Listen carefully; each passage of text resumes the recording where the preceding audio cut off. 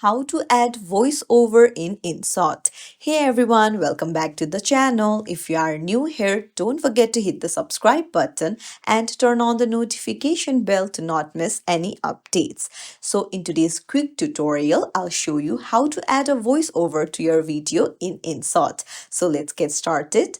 Open up the Inshot app and then tap on video and choose the clip that you want to edit.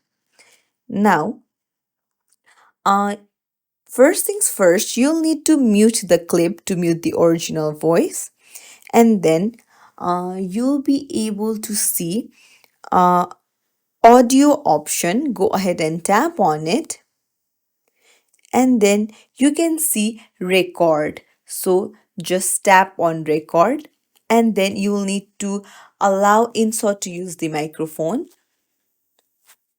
So once you've done that, you will see a red circle.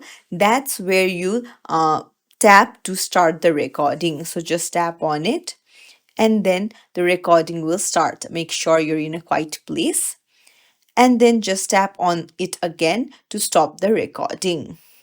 So you can see that the red part is the recording. And then you can just hit the check mark after you're done recording. And then you can increase or decrease the volume according to your wish.